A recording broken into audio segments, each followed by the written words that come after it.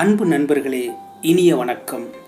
எல்லா உறவுகளும் அவரவர் மனநிலைக்கு ஏற்றபடிதான் நடப்பார்களே ஒழிய, எதிராளி மனமறிந்து உனக்கு என்ன தேவை என்று ஒருவரும் கேட்டு நடப்பதில்லை.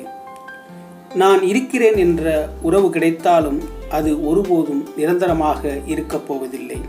எனவே நாம் யாரிடமும் எதிர்பார்த்து இருக்க தேவையில்லை.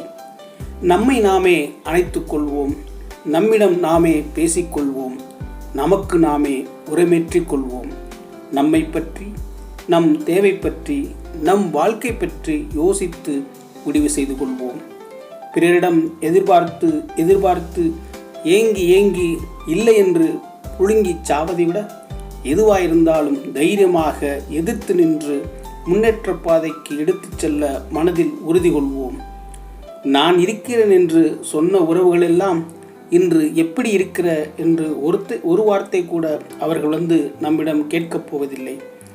இந்த உலகில் அனைத்தும் தேவைக்கு மட்டும்தான் என்று வேஷம் போடும் மனிதர்களிடையே நாம் நம்முடைய பாசத்தை கொட்டி வீணாக போக தேவையில்லை.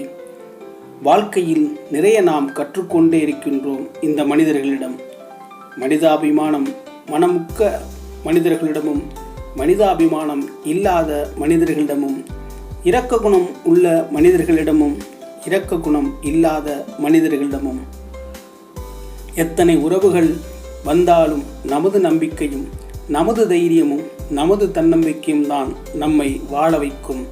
இந்த தன்னம்பிக்கை தான் கண்டிப்பாக நம்மை வெற்றி பெற வைக்கும். சிலருக்கு முன்னாடி வாழ்ந்து காட்டி வைராக்கியமாக நான் வெற்றி பெற்று விட்டேன் பார்த்துக்கொள் என்று சொடக்கு போடும் அளவுக்கு நாம் வெற்றியை நோக்கி அடைய வேண்டும். கையிலிருந்து தவறியது கல்லல்ல, அற்புதமான வைரம் என்பதை அறிந்து அவர்கள் வேதனைப்படக்கூடிய அளவுக்கு நமது வெற்றி இருக்க வேண்டும். ஆக நாம் நமது இலக்கை நோக்கி ஓடிக்கொண்டே இருப்போம். வெற்றி தானாக நம்மிடம் வந்தே சேரும். வாழ்க வளமுடன்.